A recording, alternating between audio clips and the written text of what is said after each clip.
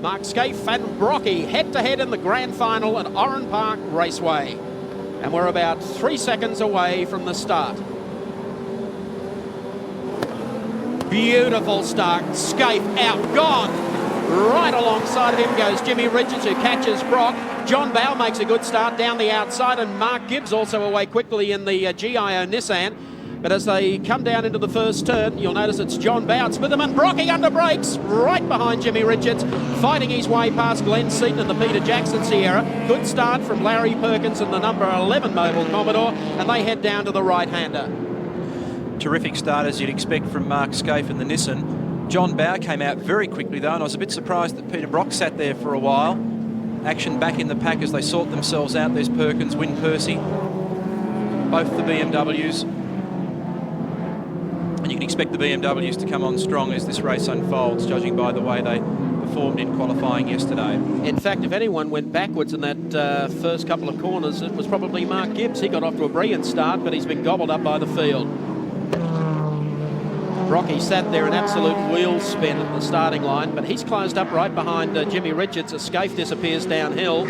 Here's Richards coming down on the inside of John Bowe. Bowe is caught one out and one back, and Brock noses the Commodore down the inside as we take Mobile Race Cam, and here's Brocky.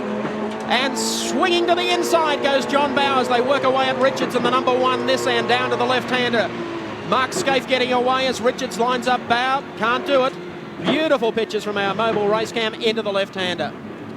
Peter Brock putting a lot of pressure on Jim Richards, and Richards has looked down the inside of Bowe. Bowe's putting on a great show here, but as we've seen before, 10 laps in the Sierra at this sort of pace is just about enough for the rear tyres. So hopefully Bowe can keep it up as long as he can. Glenn Seaton slotting in there behind Brock as well. First 9 cars covered by less than a second in qualifying, so we should be in for a good show for the first few laps at least. A year where we came to Oran Park 12 months ago, we had 4 drivers in the running for the championship going to the wire. Today, the championship resolved. That's already gone to Jimmy Richards, thanks to the race at Lakeside. But look at this action with Johnny Bowe doing a good job for the Shell Racing team, Dick Johnson's team, trying to fend off Jimmy Richards. Richards all over him, and Bowe is doing a bit of defensive stuff, trying to do the right thing. Brocky coming down right on the tail of Jimmy Richards, under brakes. Mobile Race Cam tells the story. The exit to the turn. Richards trying to get himself down the inside of Johnny Bowe. Bowe almost scrapes the tail of the car on the wall as they finish one more lap.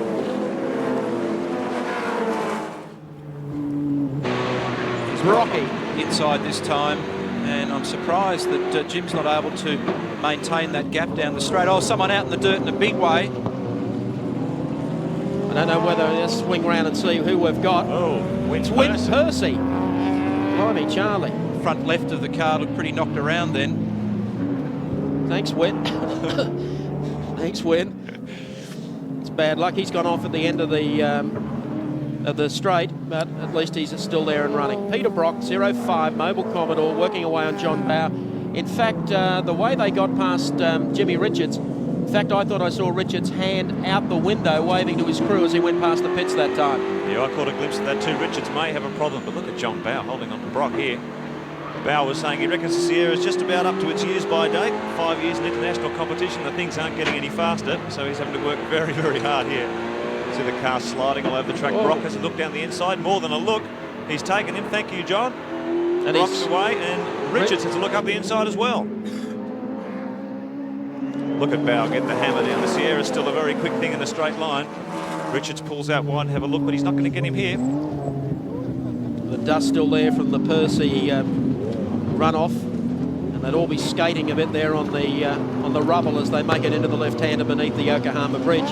Glenn Seaton doing a good job. He's up fairly close to them in the Peter Jackson Sierra. Look at Richards having a look down the outside of Bowe. He moves across. There's a bit of panel crunching going on there. Nothing in between it. Richards gets it back onto the island. Bowe still maintains his position. Seaton tucks onto the back of Richards. There's Percy into the pits.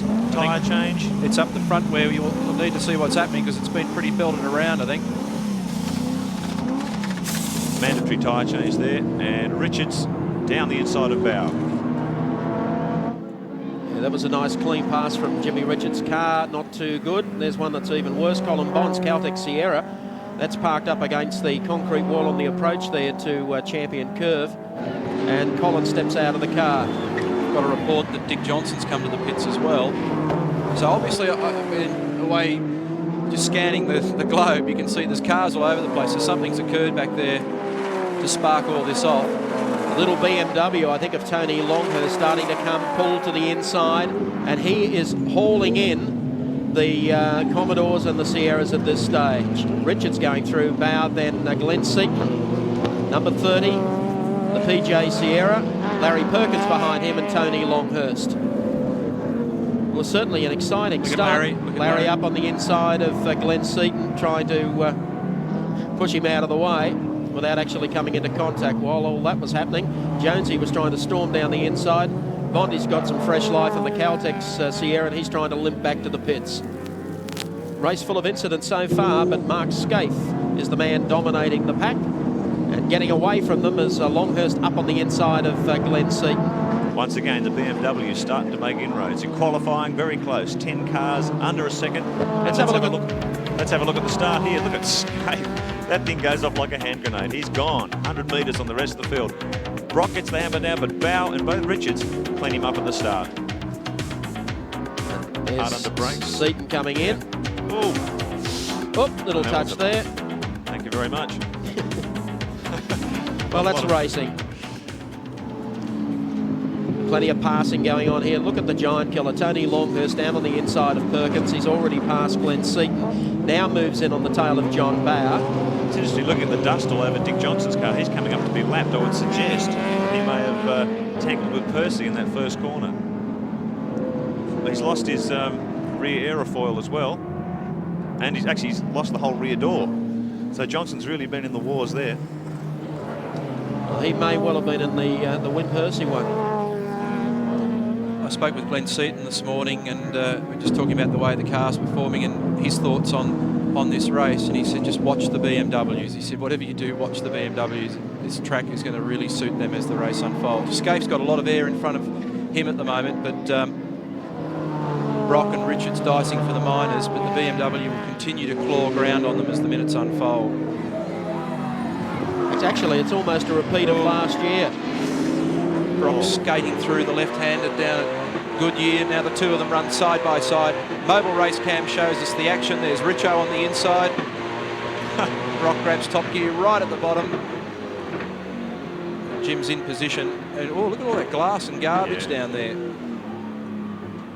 Oran Park drag race falls Nissan's way. Rocky slips back another position. Hard to explain what happened with Jim in those early couple of laps. I mean, it looked like he really went off the boil for a minute, and I didn't see it, but you guys noted that the hand was out the window briefly. Bondi's still in trouble. Still in the wars. Certainly looks like it's sitting down one side there, is it? Yeah, I think he had the whole right rear was all torn apart. Something's failed. Tyre rubbing on the guard there. He's trying to get back to the pits and probably change it and belt it out so he can get back and race again. Plenty of biff and barge in these opening laps. The touring car race. Nicky Johnson, number 17, trying to fend off Mark Gibbs and the GIO Nissan GTR. He's in position 17. It'll be a nice evil device without the rear aerofoils. Gee, it's been a long time since we've seen a Shell Sierra getting bashed up like that. Well, Nicky Johnson not having the best of days. In fact, I think he's running air conditioned today. What happened, Dick? I think I cut one up the rear end pretty bad, and actually I thought it was going to take off. I thought it was on the NASCAR again, pal. Yeah. Was Win Percy involved in all that? I think you could have a fair assumption of that, Michael. That's a nice view out the back. We thank you. The wing usually covers that. It's a bit breezy in there, is it? Well, it's not too breezy, actually. It's just that the damn thing is bad as but now it feels as though I'm swiveling on the radiator drain pipe without that poor old spoiler on the back. It looks like a ute. Well, you never know who we might be able to pick up in it. Oh dearie, I'm not going to touch that. You've had a fearful weekend, qualified 12th, and that was the best part of the weekend by the look of it. Well, I suppose you've got to have something that goes good, but I suppose there's better days to come, Mike. All right, I'll let you get on and concentrate for a while. Don't pull up at the pits and ask him for a new back end, will you? No, I certainly won't ask for a new rear end, although I feel as though I need one. Okay, buddy, thank you. Thanks. Dick Johnson, as you can see there, he's lost the wing off the back of the Sierra. Should be a jet in a straight line. Yeah, just bad news that there's turns in Oran Park. They look a bit strange without the rear airfoil, I must admit. So that's all probably part of what we saw with Win Percy going into the pits, and may even have involved Colin Bond in the number 8 car. In the meantime, the number 2 Nissan GTR, Mark Skaife, the man that just about everyone was tipping in the closing rounds of the championship to become title holder for 91. But unfortunately, his luck went a little sour. Richards came on at Lakeside, and that basically locked up the title for Jimmy Richards going into today's grand final. The Nissan men haven't been too happy at Oran Park this weekend. They say it's not a circuit which suits the car. They have a bit of difficulty setting it up correctly. The BMW. There's Tony to second while we were off talking to Dick. And got to go back to... and Jim Richards in trouble. So the number 1 car, the national champ Jim Richards, has pulled off, I think, on the entrance there to the short track. Fred Gibson showing a bit of concern. Why not? A bit of smoke pouring from under the bonnet of the Nissan. Richards out of the car.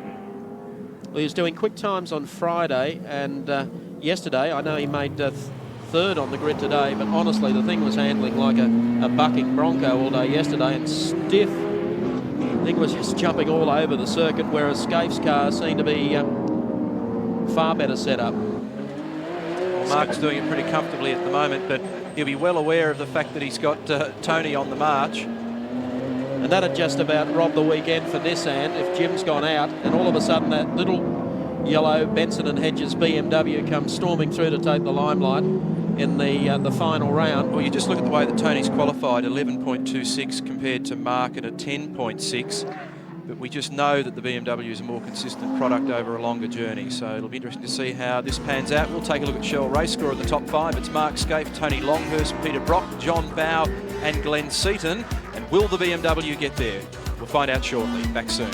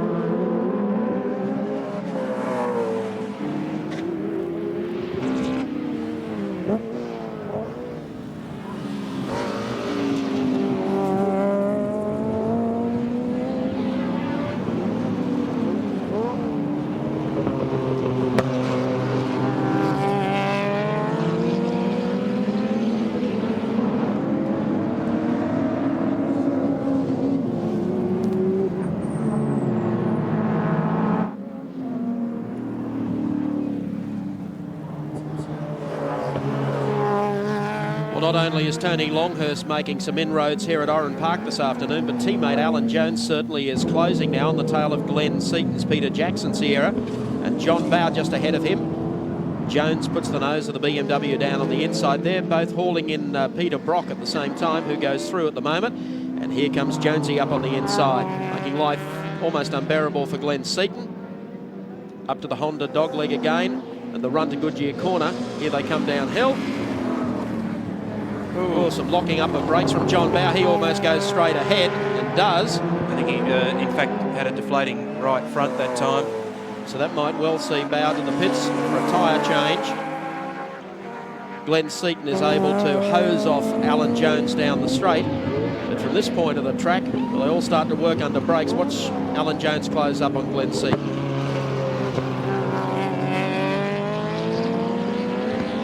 The unmistakable sound of the BMW under brakes. Now back on the tail of Glenn Seaton's number 30 car. Just ahead of them is Peter Brock in the Mobile Commodore.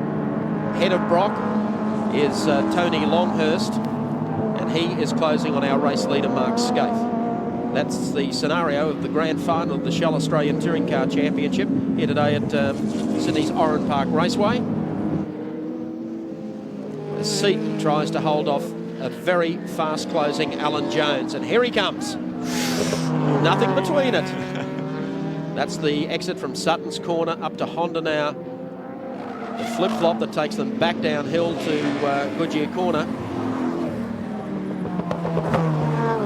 He's close, but from this point of the racetrack, Glenn Seaton is able to get away from him. Sheer horsepower of the Peter Jackson Sierra. Look at him open the gap. Now, out of action, stepping out of the car is John Bow, who has had an awful day. Thanks, John. Things will get better. I don't know that my call was right there. I said there might have been a problem with the tyre. I think it's more like an under-bonnet problem for the JB car. Yes, some smoke going out from under the hood. They're dropping like flies at Oran Park today. Interesting thing is last weekend, David Brabham, Anders Olofsson and a Japanese driver won the Spa 24-hour touring car race in Belgium by 21 laps. But and everybody shuddered thinking, whoops, the Nissan's going to be unbeatable at Bathurst. But now Jim's had this problem today with his car, and so they're still not entirely bulletproof. Now Jones through on the inside, and Glenn left the gate well and truly open, and Alan was able to go through. So Alan Jones now starts on the trek after Peter Brock in the Mobile Commodore. Tony Longhurst said at Lakeside he expected the BMWs to qualify about 10th or 11th on the grid here. They were much further up than that, which surprised and pleased Frank Gardner. And they're doing the usual act in the race, grinding the opposition down, maintaining consistent lap times. What will be a good guide to the Tui's 1000 coming up on October 6 from Mount Panorama Bathurst. The media day this Tuesday at Bathurst, with all the leading teams there trying to knock over straightaway speeds of 300 clicks. So those folks in the west of New South Wales and Sydney, I have a feeling there'll be a few sickies taken next Tuesday as everyone converges on Mount Panorama for the practice and media day. The other good thing is admission is free. Across the Yokohama Bridge, and just look at Jonesy working away here on Peter Brock.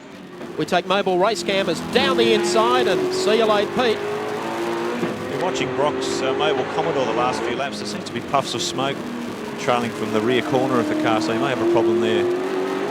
There's our race leader though, Mark Skaife. The lad formerly from Wyong on the Central Coast. Now, of course, lives in Melbourne and has had an incredibly successful season with Fred Gibson Motorsport, the preparers of the Nissan GTR. So they've got one still running at the head of the field, and Jimmy Richards unfortunately out. The gap from Skaife to Longhurst will be the interesting fact here. Let's wait and have a look at that gap. It's at the end of the kink as Mark Skaife goes through, and not too far behind him, the boy from the Gold Coast, Tony Longhurst, in the Benson and Hedges BMW. I reckon it's about 6.4 seconds. And if anything, I would say that Skaife's responded a bit to Tony Longhurst. Here's the battle for the minor placings. Jones now through, then Seaton, Brock. So Brock's gone back one, and those race cam shots that we saw a few moments ago, the car looked pretty slippery to drive. Peter Dillman and John Cott are also doing a good job today in their BMWs. Some of the smaller cars filling out the field today, John Vernon in a Corolla, David Thomas, Rogers, and also Conway in Toyotas. But the drivers of the small cars certainly giving the faster machines and the drivers an opportunity for some clear racing. Good shot there of Brocky. Out of Sutton's corner on the way to the flip-flop at Honda, then downhill to Goodyear corner. Interesting. Well, we take Mobile Race Cam as Peter Brock comes up onto the main straight. He looks to be driving a little more conservatively now in this past couple of laps. Peter Brock, can you hear us? Yeah, sure can. What's it performing like? Well, I've actually got a bit of a oil surge problem, as a matter of fact, so I'm having to squeeze it on through the corners, particularly on the corner onto the main straight there. But that's helping the back tyres, which are well and truly saying, hey, take it easy, Brock. Yes, I noticed you were using a fair bit less road when you made the approach towards the bridge, so I wondered what was going on. Yeah, well, at the moment, it's one of those situations where if I had a chance, I would disconnect the rear stabiliser bar. It's just a little bit oversteery, but nevertheless, you know, it's half a chance. Yeah, you don't think you're going to have to stop for rubber? Let's not even mention it. Okay. All right. No, look, what I'm trying to do, trying to drive it very conservatively and still do reasonable lap times, and if I can do that, I won't have to stop. You've never been conservative, Brock. Hey, I'm the most conservative bloke you've ever seen. Well, anyway, the BMW and the Sierra have gone by. Is there anybody lurking in the mirror? There's a couple of small BMWs that I think Crompton and I used to race a couple of years ago, but they're no problem. Yeah. All right, thanks for talking to us, and I'll see you later on. Okay. Bye. Peter Brock running 5th in the race in the Mobile Commodore and running in conservative mode, as he says, not planning a tyre stop. Crocky was hoping to run his superpower engine this weekend, and they had, as Larry Perkins said, a technical problem with it, and then they had to change it to another engine, then last night changed it to another engine. So there's been engines going in and out of the 05 Commodore all weekend. But certainly this team is much improved, and there's someone who's been in the wars too, Win Percy. They're together on the track, the two combatants. Yes, the sparring partners. Neither of these cars look real flash at the moment, and you can see how lovely they're handling. Actually, Dick looks a little bit like one of those racing goggamobiles, doesn't it?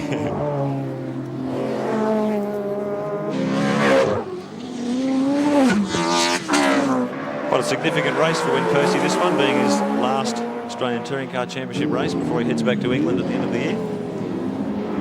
Not the most fortunate of races for Win, unfortunately. But in the 2 years he spent here, he's certainly given Holden fans a lot of hope. And that victory at Bathurst last year certainly made it all worthwhile.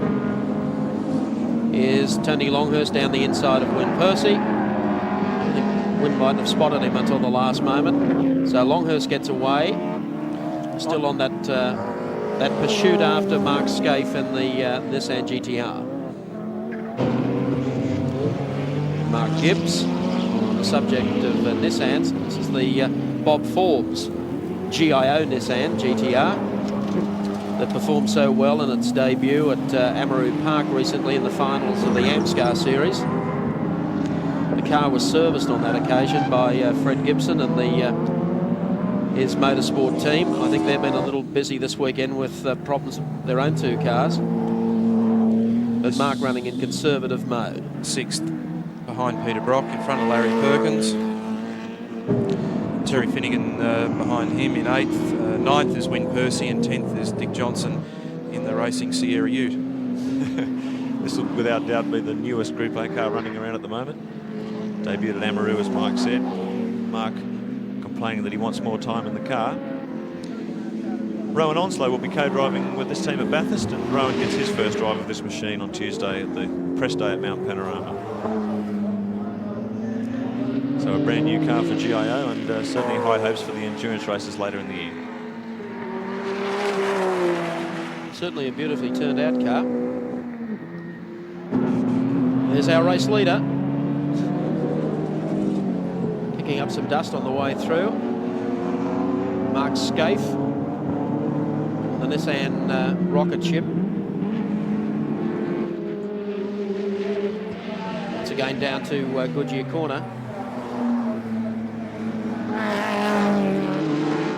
He's actually opened the gap. It's now at about 7.7 seconds. Shell Race Score confirms Mark Skaife has the lead over Tony Longhurst by, as I say, just over 7 seconds from Alan Jones in 3rd, Glenn Seaton in 4th, then in car 5, In 5th, it's Peter Brock. Back soon.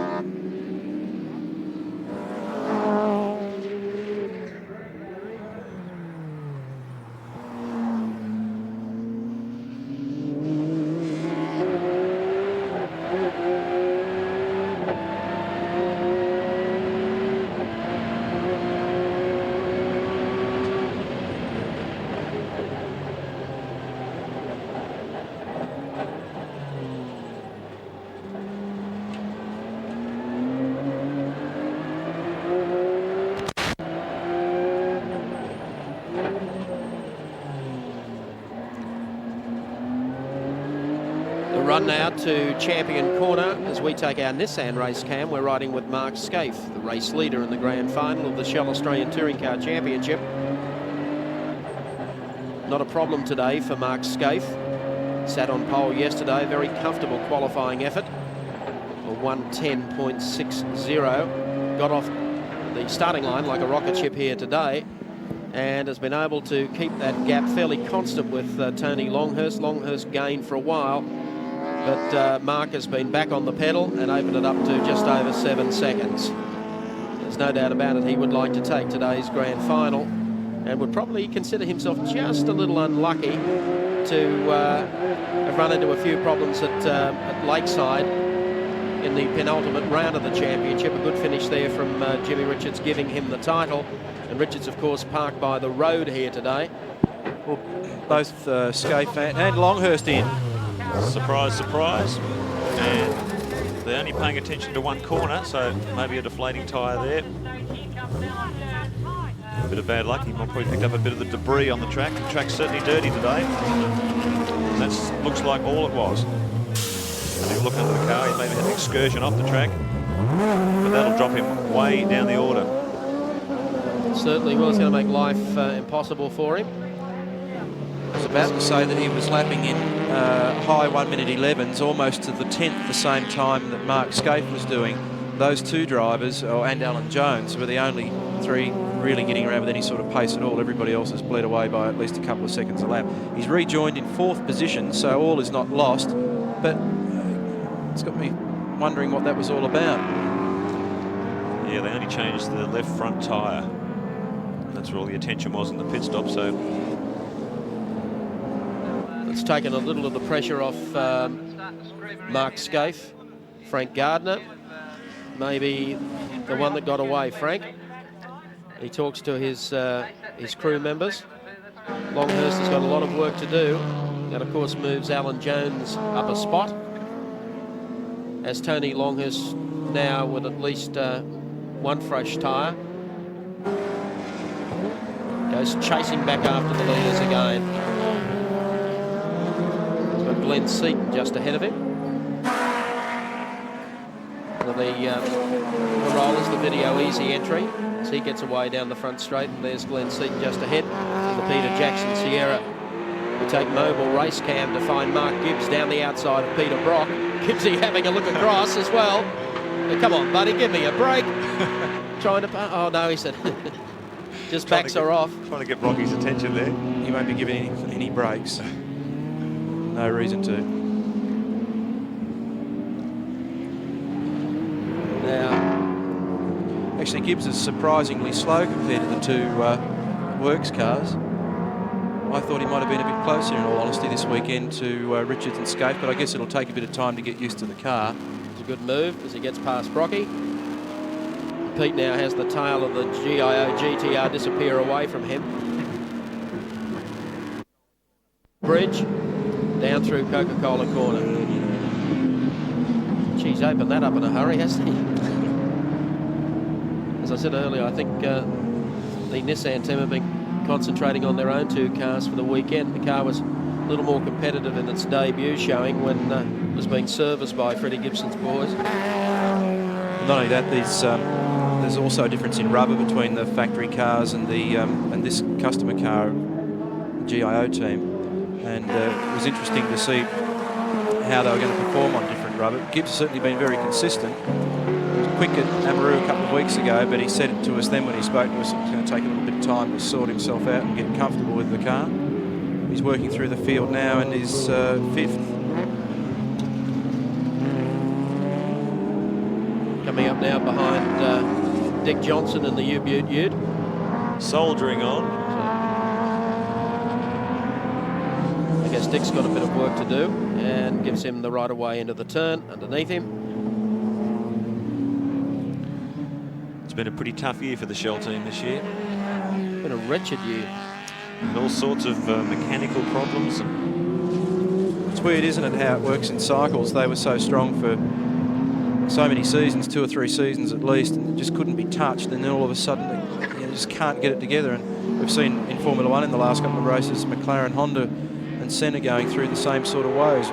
It's just, you can't explain it sometimes. It's just impossible to get it all together. Must be frustrating. Mobile race cam, Brock at the helm. He's back in position 6 now. Remember, Mark Gibbs has gone by. Brock said before on race cam he's nursing a bit of oil surge and his rear tyres are shot, so much so that he's going to call to the pits. Well, he asked me not to mention it, but he's definitely mentioning it now. And they got rubber out. 4 tyres, it looks like. Crew jump into action, well drilled.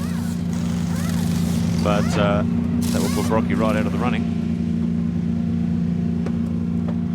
Since they're very cool about it,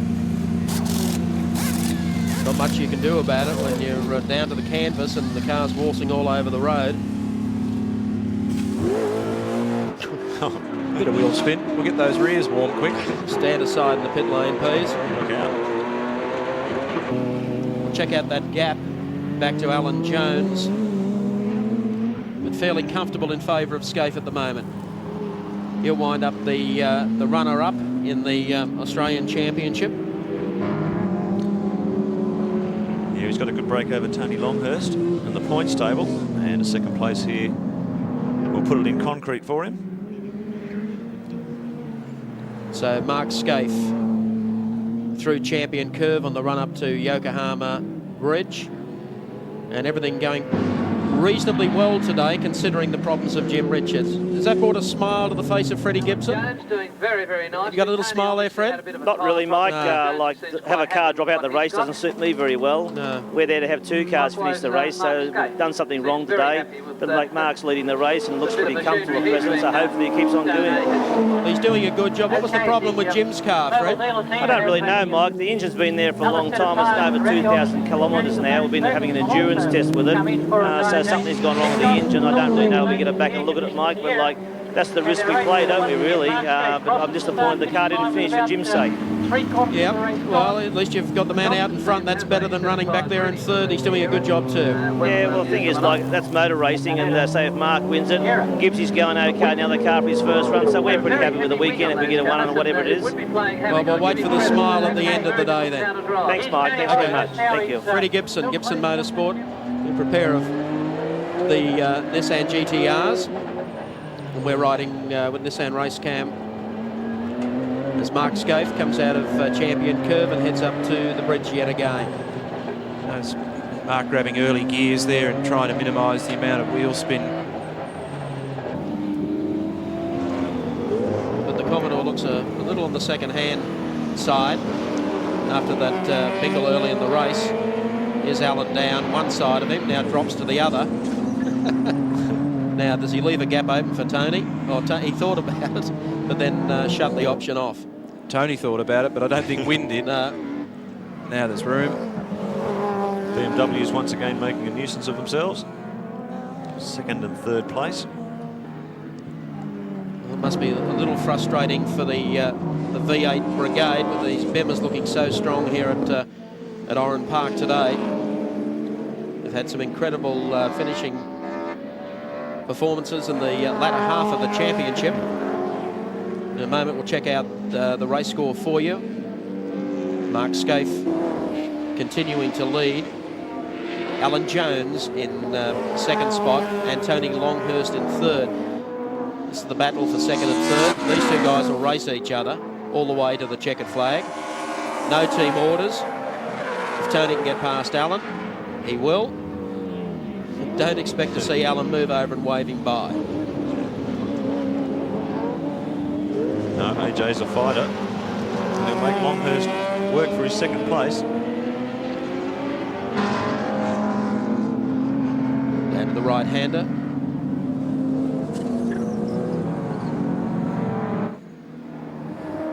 Jonesy just checking the mirrors out there. Yes, no, it hasn't changed. It's the boss.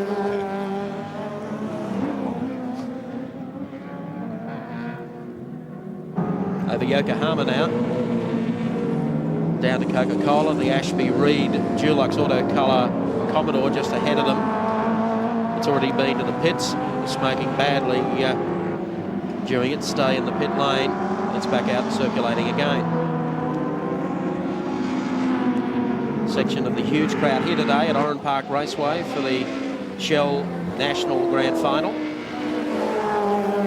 These two little German cars certainly have been a success story of 1991. It's brought a smile to the face of Ronnie Meacham, I'll tell you that, from BMW. Who was right behind the effort of BMW, getting back into racing in Australia in touring cars. It's been a good year for him. Those imbeciles in Canberra took the luxury tax away that they imposed a year or two ago too, so the industry's looking up for Ron.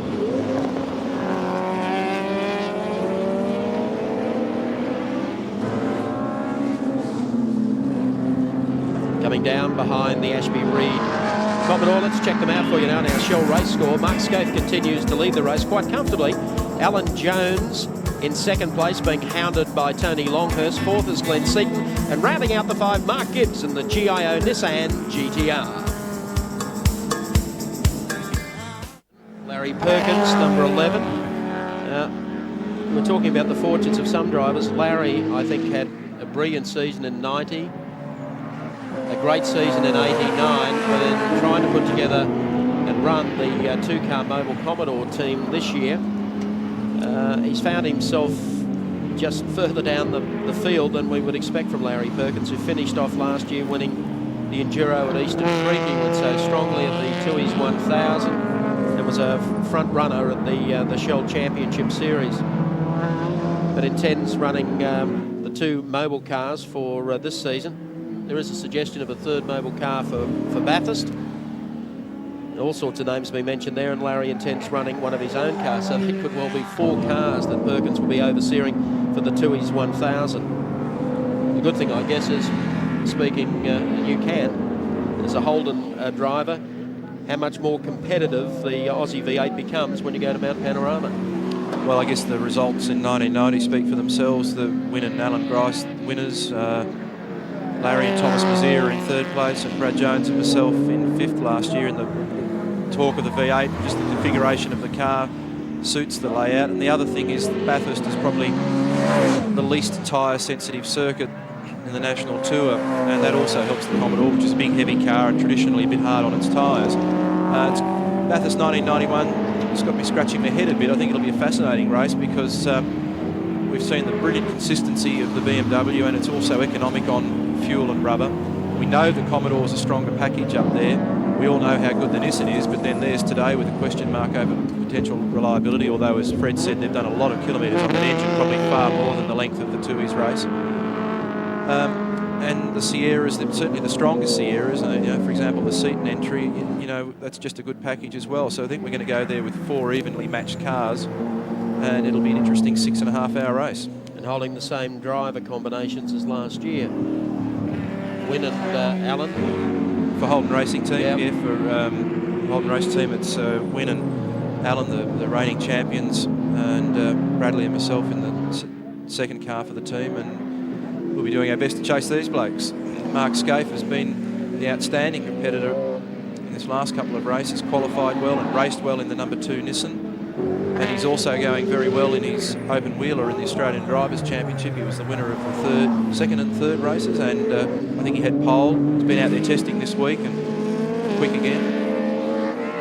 And the B&H cars, not much more you can say about them other than they're reliable, they're quick. Just the big question, and we're going to see an answer to this in the not too distant future on Tuesday. We'll have a report in Sports World next week on 7, but will the BMW like the hill or not? That's the big question. Alan's got the wiper going there. With a full load of fuel, I think these things with a full loader at 110 litres, it might be hard work for the BMW, but it'll probably have at least, at the very least, one less fuel stop, and it may get away without a front pad change, brake pad change. We understand there's just slightly less than 2 laps to run now for Mark Skaife before he takes the final round of the Shell Series for 91. The year that Nissan dominated in no uncertain terms with a car that certainly had a technological edge, no doubt. Certainly be a lot of satisfaction attached to a victory here for Mark Skaife too. He debuted this car at Malala last year and was heavily involved in the development program. He's seen the car go from a brand new technical piece of wizardry to a race-winning and championship-winning car. He's put a lot of work into dry, dusty circuits all on his own out there with Fred just doing miles and miles of testing work. And this is payday, and Mark certainly deserves to get paid. Oh, he certainly does. I just hope in season 92 that with the new Ford Falcon and Commodore coming onto line, that it closes up the competition, because there's no doubt about it, they've had the edge in a technical sense. But for the putting backsides on seats at racetracks, they need some racing and close racing, and I think the fans deserve that. I mean, these guys have done everything right. You can't blame them. They've just had a break over the field all season, and where the Sierras should have been able to stay in touch, they haven't been able to. Through the dog leg now, Sutton's Corner for the final time. Up to Honda and the run to Goodyear. Mark Skaife comes down through the gears. Crowd giving him a tremendous cheer as he exits Goodyear turn. Checkered flag at the ready. The 91 Shell Australian Touring Car Championship Grand Final goes to Mark Skaife. Nissan wins, but for second spot, look at this, Alan Jones and the number 20 Benson and Hedges BMW, and his team leader Tony Longhurst, nose to tail as they come diving down the hill for the final time. The battle for second and third, last corner, and it's going to be Alan Jones to pick up second here today. Tony Longhurst will take third, and Glenn Seaton will round off the 4 in the Peter Jackson Ford Sierra.